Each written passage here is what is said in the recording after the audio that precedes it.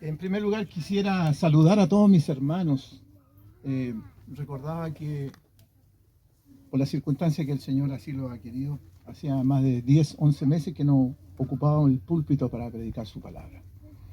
Eh, También ha sido un momento de reflexión de todo tipo, y el Señor hoy día ha querido que en este lugar y en este momento tan precioso, donde yo veo sus caras y se me alegra mucho el corazón porque permite poder desarrollar algo que la iglesia y que tiene que ser un distintivo de la iglesia, como es la unidad. Nosotros siempre hablamos de la familia cristiana, pero algunas veces estamos muy lejos de ello.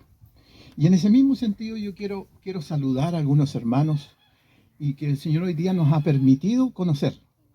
Quiero saludar a Pía. Ponte de pie, Pía, con toda confianza. Michelle está haciendo su trabajo, hablándole del Señor a Pía, y queremos saludarte, Pía, en esta mañana. Y grábate bien la cara de los hermanos porque vamos a estar orando por ti. Vamos a estar pendientes de ti. Hacemos ese compromiso delante del Señor y esperamos que el Señor te bendiga grandemente. Es un gozo escuchar la palabra del Señor.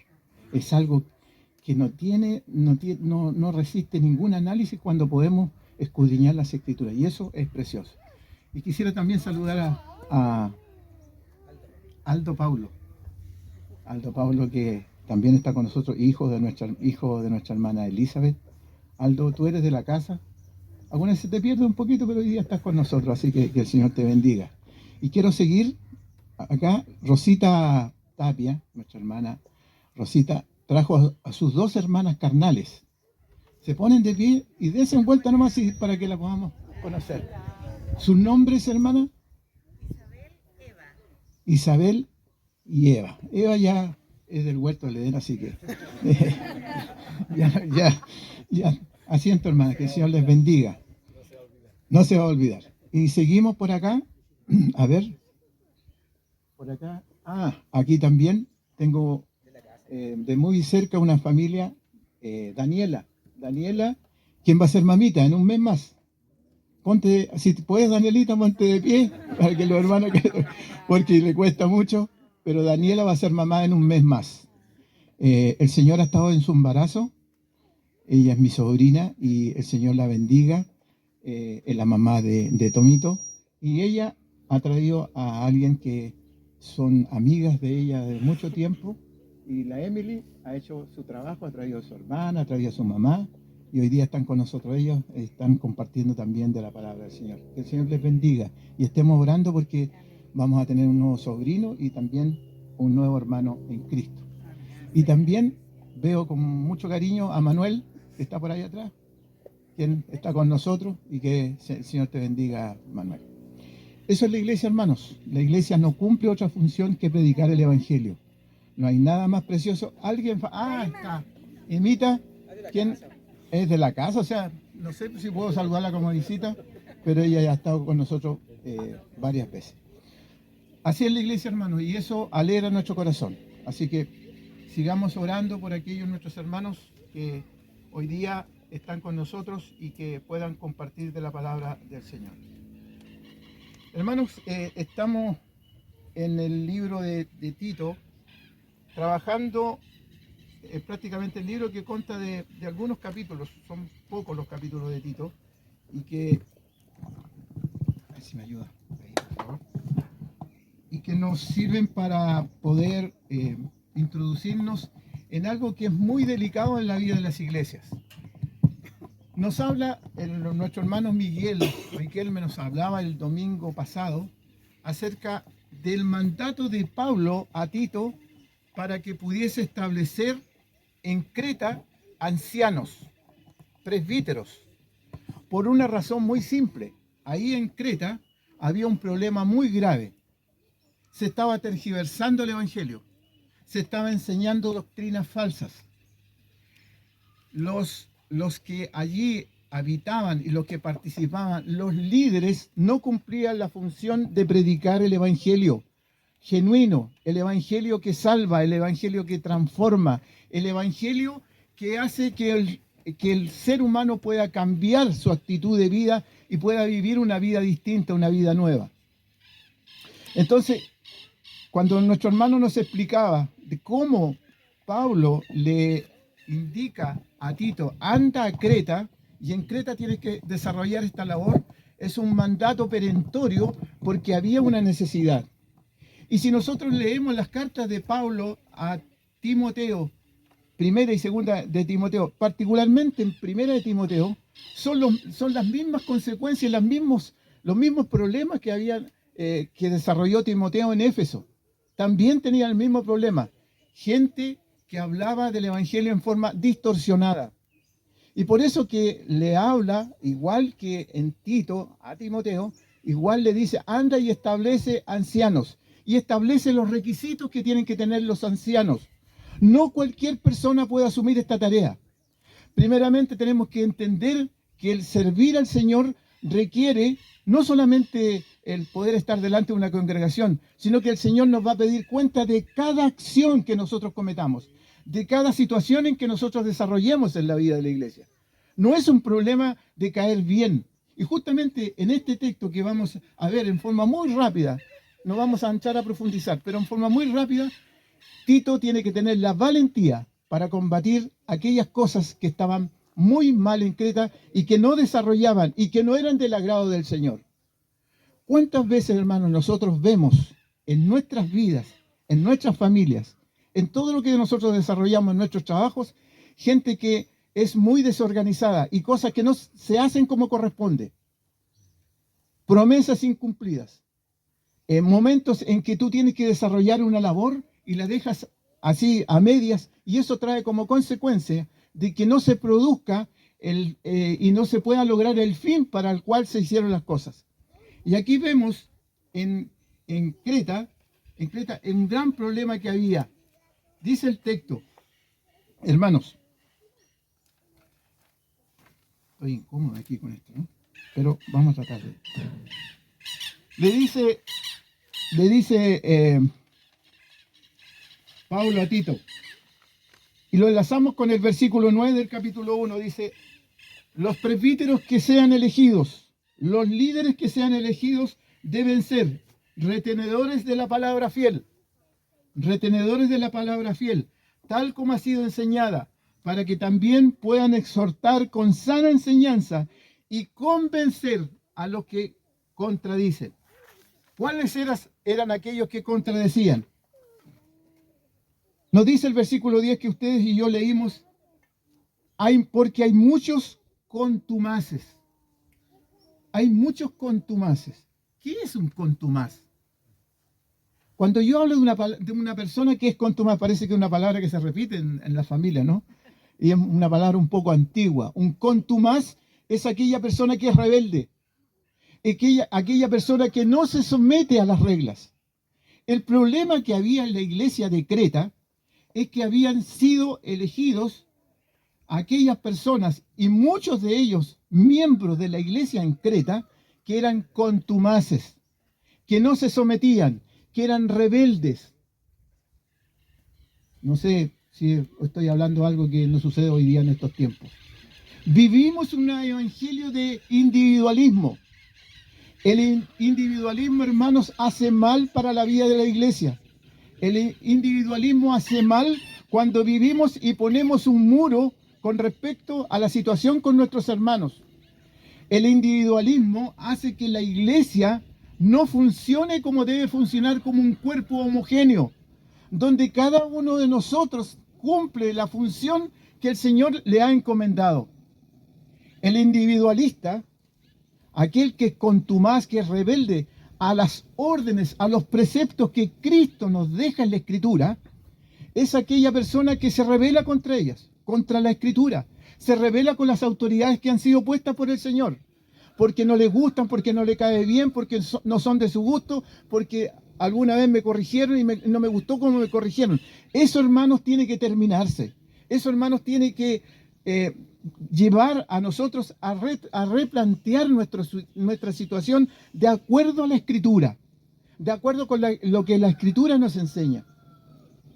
El individualismo, hermanos, nos ha traído como consecuencia que vivamos una vida a lo mejor dentro de la iglesia, pero viviendo un evangelio aislado. El individualismo primero quiere poder satisfacerse uno mismo y no satisfacer la vida de los demás, llevando el amor, llevando el perdón, llevando el consuelo, llevando el consejo necesario para quien lo necesita. Sigue el texto. ¿Por qué era necesario que se establecieran allí buenos líderes? Porque había que combatir a muchos que eran contumaces, que eran habladores de vanidades y engañadores. No solamente eran contumaces, eran habladores de vanidades y eran engañadores. Hermanos, es terrible cuando nosotros no podemos distinguir quién nos está hablando verdaderamente de la palabra fiel. Es terrible cuando nosotros no analizamos y estamos escuchando la palabra del Señor y no desarrollamos un estudio posterior, no para combatir lo que se dijo en el sermón, sino es para saber lo que Cristo nos enseña en la Escritura. Engañadores, habladores de vanidades. Es decir, el culto había perdido, se había distorsionado el culto. El culto al Señor había perdido el honor que Cristo requiere, la gloria que Cristo requiere.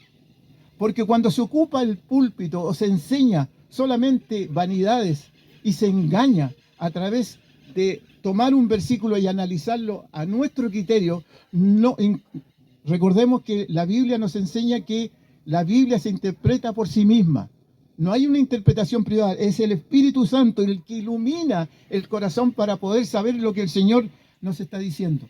Entonces, primeramente, anda a Creta, elige las personas adecuadas, porque vas a tener que combatir con los contumaces, vas a tener que hablar con los habladores de vanidades y tendrás que enfrentarte a los engañadores. Pero Pablo agrega algo que si ustedes siguen el hilo del texto, dice, mayormente los de la circuncisión. ¿Quiénes eran estos? Los de la circuncisión eran los judíos, aquí los judaizantes. Y aquí hace el nexo con Génesis capítulo 15, donde habla el Señor que hace un pacto con Abraham, con la descendencia de Abraham. Ellos decían, los judaizantes, que la gracia del Señor Redentor y Salvador suficiente para salvar al pecador no era suficiente, sino que habría que agregarle los ritos que la ley requería. Entonces, ¿es suficiente Cristo o tenemos que agregar algo?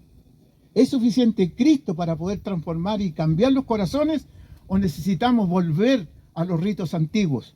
Es necesario volver a poder desarrollar todas aquellas cosas que se desarrollaban cuando estaba la sombra de Cristo.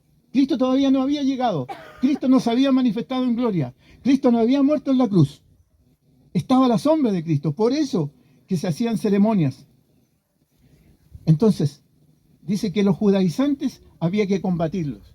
Porque ellos, sabiendo, entendiendo que Cristo era suficiente y que ya solamente el amor de Cristo derramado en la cruz por los suyos no era suficiente, ellos predicaban que también tenían que volver a los ritos y a las ceremonias.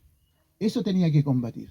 No era fácil. Para mí es fácil decirlo, para mí a lo mejor leer el texto y decir, mira qué interesante, pero había que ser valiente. Tito era valiente. Tito era un hombre bien plantado.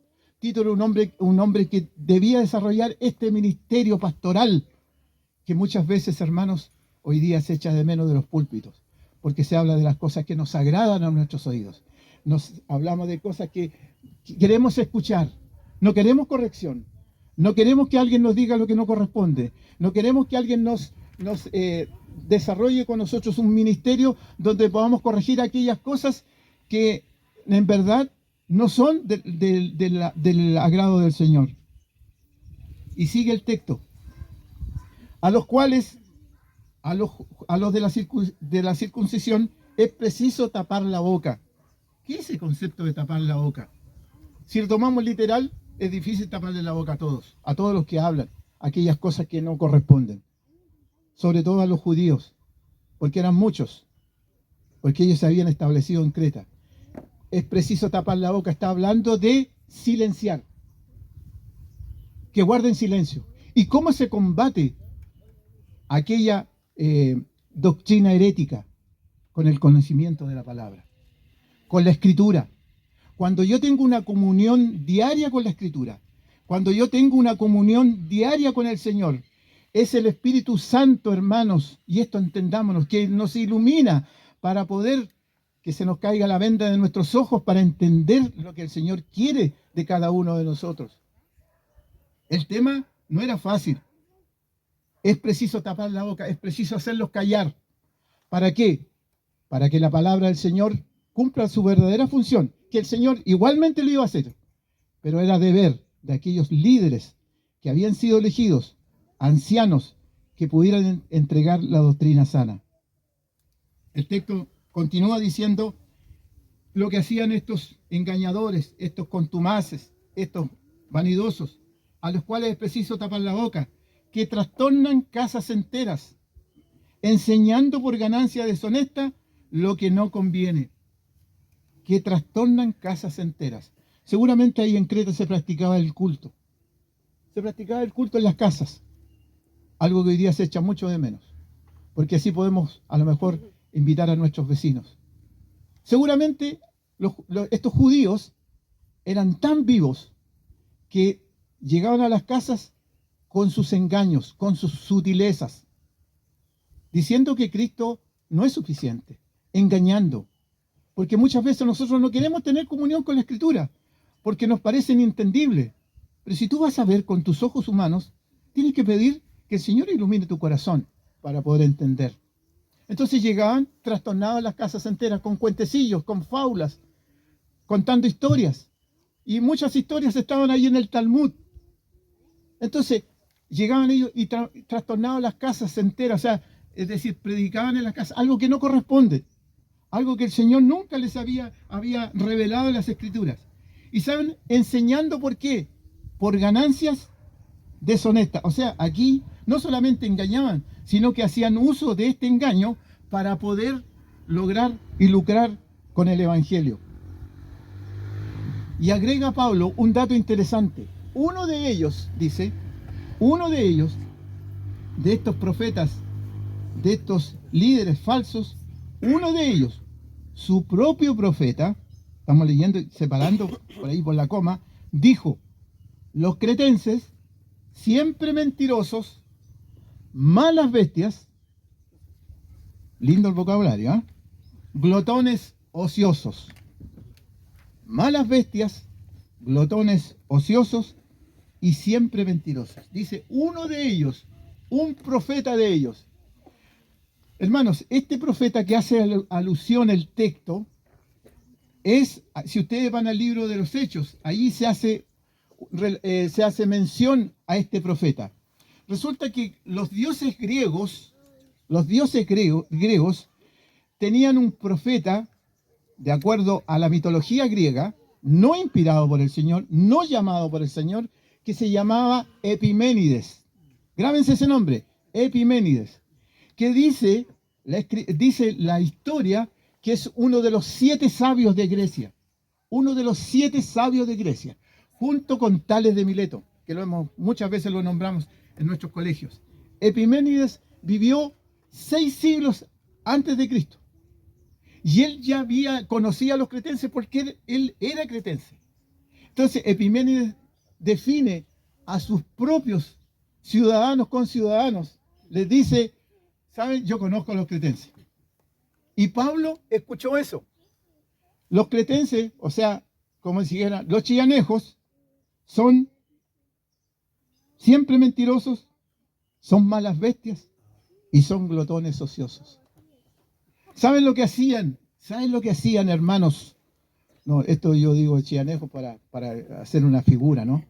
Pero él dice, los cretenses, Epiménides dice: yo los conozco, yo vivo ahí, yo nací ahí. Son mentirosos, son glotones ociosos. O sea, les gustaba comer, llenar su barriga, pero no trabajar. ¿Han visto a alguien así? Mera coincidencia. ¿Ah? Entonces, esa labor que tenía que desarrollar Tito allí, avalada por el consejo de Pablo, no era fácil combatir eso. No es fácil decir a una persona, tú soy un glotón ocioso, que no trabajas, pero te gusta comer. No es fácil. Como tú se lo digas, con amor o con violencia, con un vocabulario fuerte o como se lo digas. Él te va a contestar de alguna manera, te va a decir, ¿y qué te crees tú? Pero allí tenía que combatir Tito. Por eso, hermanos, que el liderazgo de la iglesia, el liderazgo donde el Señor pone a hombres, debe ser, hermanos, perfecto en el sentido de que el Señor logra la perfección a través de su palabra. No por nosotros, sino porque Cristo perfecciona. Y decía Epiménides, ustedes los cretenses son así, mentirosos, malas bestias, glotones ociosos. Este testimonio dice, es verdadero. Y el que dice así es Pablo. Pablo dice, mira el testimonio, lo que dice Epiménides 6 siglos antes, es verdadero. Yo sé que es así. Este testimonio es verdadero. Por tanto, anda Tito, repréndelos ¿de qué forma? Duramente. No le dice, mira Tito, preséntate y trata de buscar la forma más amorosa, la forma más cariñosa y dile que son glotones ociosos, dile que son mentirosos, pero trata de decirle con mucha ternura. No, el texto nos dice a través de Pablo, dile a ellos que hay que hablarles a ellos en forma dura. ¿A quién le tocaba hablarle a alguien en forma dura? La dureza no es una falta de respeto. No confundamos. No confundamos. Cuando en la vida de la iglesia, hermanos, el liderazgo de la iglesia, por el cual tú tienes la responsabilidad de orar, particularmente por tu consistorio, particularmente por aquellos que presiden los departamentos de la iglesia, particularmente por los oficiales diáconos que desarrollan una labor encomiable, donde llegan, donde hay necesidades y tienen que atender a las personas. Hermanos, debemos orar para que sean bien tratados, para que cuando hay un problema ellos tengan que tratarlo como verdaderos hijos del Señor, con amor, pero duramente. No te calles, no guarden las cosas. ¿Saben? Esto tiene como una consecuencia para ti, para aquel que desarrolla esta labor. No vas a ser bien mirado. No te van a recibir bien. Pero el costo, si bien es cierto algunas veces es doloroso, el Señor te lo ordena hacerlo. Pregunten cuántas veces yo tuve que corregir a mis hijos, a Felipe. Felipe era tranquilito. Era una ternura. Todos nuestros hijos son corregidos para que el fin común de esto es que lleguen a los pies de Cristo. Que lleguen a los pies de Cristo. ¿Cómo no te va a alegrar que tus hijos te sirvan? Le sirvan al Señor. ¿Cómo no te vas a alegrar? Y si hay que hablarles duramente, decirle que el Señor es digno de toda gloria. No tus conocimientos universitarios, no tu individualismo en el Evangelio donde tú entiendes lo que quieres y lo que quieres entender para tu propio beneficio. Para aquellos que van a ser en un tiempo muy lejano o muy cercano padres y que van a tener que guiar a sus hijos bajo el alero de Cristo, hermanos, yo les invito para que cuando hay que hablar con dureza, aunque la psicología moderna nos diga, no, pobrecito, no. El Señor, con el perdón de los psicólogos, me faltaron 6 años para ser psicólogo, pero la palabra del Señor me enseña cómo tengo que enseñar a mis hijos. La palabra del Señor me enseña cómo tengo que ser marido. La palabra del Señor me enseña cómo tengo que ser hijo. No hay nada más claro y preciso que el Señor te enseñe cómo debemos ser. Voy terminando, hermanos. Repréndelos duramente. No tengo buena comunión con el viento. Repréndelos duramente para que sean sanos en la fe. O sea, si tú los sacas del engaño, si tú los sacas de aquellas cosas que los judaizantes los han entretenido, vendiéndoles fábulas, contándoles cuentos y no adorando al verdadero Dios, si tú los reprendes duramente y los sacas de su error, van a lograr que sean sanos en la fe. ¿Sabes lo que es ser sano en la fe? Es cuando tú crees y confías en el único y verdadero Dios, de cual emana toda fe. Porque la fe, ¿qué es lo que es? ¿Qué es lo que es? Una dádiva, un regalo de Dios para que tú puedas confiar y creer en Él. No atendiendo, dice otra vez Pablo, a fábulas judaicas, ni a mandamientos de hombres que se apartan de la verdad. Todo eso Pablo lo veía, que hacían estos judaizantes y aquellos habitantes de Creta. Y agrega al final, todas las cosas son puras para los puros, más para los corrompidos e incrédulos, nada les es puro, pues hasta su mente y su conciencia están corrompidas. Hoy día luchamos contra la impureza. Cuando el texto me lleva a decir que todas las cosas son puras para los puros, el Señor le dice, ¿quién habitará en tu monte santo? El limpio de manos y puro ¿de qué? De corazón. ¿Sabe? La pureza, donde anida la pureza, es en el corazón. Cuando tu corazón tú le dices a tu esposa que la amas, es porque tu corazón tiene que estar puro en ese aspecto. No puede tener dobleces. Cuando tú le dices una corrección a tus hijos, también debe haber pureza, porque buscas el agrado, el corazón de ellos transformados por Cristo. La mentira era un grave problema, porque se enseñaba la escritura mal allí en Creta. Tito tenía que ser valiente, Tito tenía que ser varonil, Tito tenía que luchar con lo anticultural. Hoy día seguimos luchando con lo que es anticultural. La Biblia me enseña a mí que tengo que desarrollar un ministerio dentro de mi familia. La Biblia me enseña que tengo que desarrollar un ministerio dentro de mi trabajo. La Biblia me enseña que tengo que ser luz. Es muy difícil ser luz, porque hoy día son muchas las cosas que llegan al hombre y le muestran lo agradable.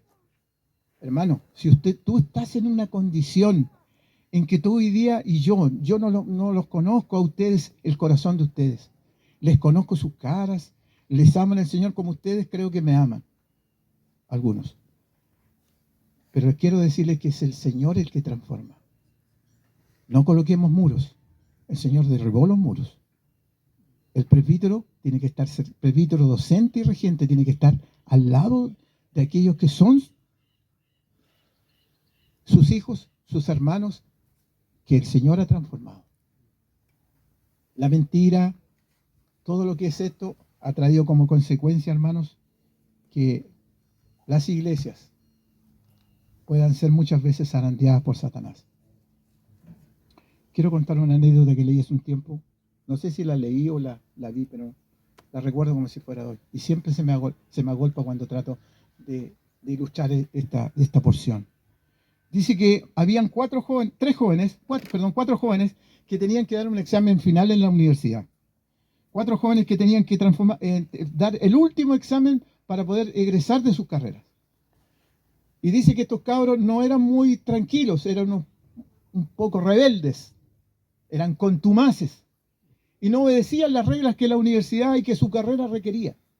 Entonces, cuando hubo que dar el examen final, estos cabros, en vez de estar estudiando, no hicieron nada del estudio, sino que salieron a revolverla, salieron a carretear, decimos ahora, pero en mis tiempos no sé cómo se decía, pero se salía. Y no estudiaron, y cuando llega el momento de desarrollar el examen final, estos muchachos dijeron, si no hemos estudiado, ¿qué vamos a hacer? Aquí vamos a salir mal, vamos a perder nuestra carrera, nuestros ramos. Entonces, los cabros, como buenos cabros habilosos, inventaron una historia. Llegó el día del examen y los cabros se embetunaron con aceite, las ropas las ensuciaron y llegaron donde el profesor. Profesor, al otro día del examen, pasó el examen, al otro día llegaron, profesor, chuta, mire cómo venimos, profesor. Venimos todos embetunados con aceite, mire. ¿Y qué les pasó? Le dijo el profesor, ayer en el examen final. Profesor, ¿sabe lo que nos pasó? Fuimos a una boda, fuimos a un casamiento. Y cuando veníamos de vuelta, porque sabíamos que teníamos el examen, quedamos en pana. Le dijo el profesor, ¿eso le pasó? Sí. Quedamos en pana y no pudimos llegar al examen, profesor. Mire cómo venimos. Mire, yo estoy todo sucio con aceite. Las manos, los brazos, la ropa, todo sucio con aceite. El profesor los miró con mucha sabiduría y le dijo, bueno, ¿saben, chiquillos? No se hagan problema. Yo les voy a dar la oportunidad para que ustedes den el examen. No se hagan problema. Les voy a dar 3 días más para que ustedes se presenten y puedan dar su examen y yo los voy a calificar. Profesor, muchas gracias, el profesor Irazoki. Muchas gracias, un hermano que viene a la iglesia, que es profesor de la universidad. Muchas gracias, profesor. Usted es un profesor de verdad, por su cariño, por comprendernos. Llegaron los 3 días y llegaron los niños a presentarse al examen. En 3 días no se puede estudiar lo que no se estudió durante todo un año o un semestre. Y el profesor le dijo, chiquillo, ¿estamos listos? Estamos listos, profesor. Tú te sientas ahí, en esa esquina, tú te sientas a esta otra esquina, tú atrás y tú a este otro lado. Bien separados. Y les voy a hacer 3 preguntas. O sea, ¿para qué? Pues si ustedes son alumnos regulares, 3 preguntas. Primera pregunta, anótenla. ¿Dónde fue la boda? Segunda pregunta, ¿cuál fue la pana del vehículo? Y tercera pregunta, ¿quiénes eran los que se casaron? Nombre y apellido. Cualquiera que se equivoque en la respuesta va a reprobar. El engaño, la mentira, siempre sale a luz. Pablo le dice a Tito, Pablo le dice a Tito, Tito, anda, combate la mentira, combate a estos habladores de vanidades, combate a estos glotones ociosos, que si bien está bien que coman, también que se satisfagan, pero primero está la palabra del Señor. Termino diciendo en la última parte del texto, profesan conocer a Dios, pero con los hechos lo niegan, siendo abominables y rebeldes, reprobados en cuanto a toda buena obra. Si no se es sincero, si no se es veraz, hermano, si tú no dices, auxilio, necesito ayuda, y tú pones una caparazón como que eres, discúlpame, intocable, hermanos. Y si tú dices, necesito ayuda, pero tu corazón no está abierto para recibirla del hermano más humilde, hermano, estás equivocado. Cristo es suficiente. No los judaizantes, no las enseñanzas, no los ritos. La sombra de Cristo Cristo es verdad. Cristo está en medio de nosotros. Que el Señor nos bendiga. Que el Señor nos ayude. Que este año que vamos a partir ahora ya en marzo, estemos orando por el siervo nuevo que va a llegar. Estemos orando por los líderes que la iglesia tiene que elegir. Pero seamos de ayuda. Seamos una cadena.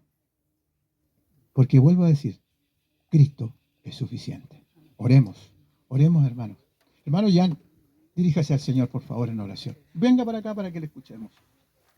Acompañamos a nuestro hermano y hermanos, que el Señor nos bendiga y nos haga con propósitos distintos para este año.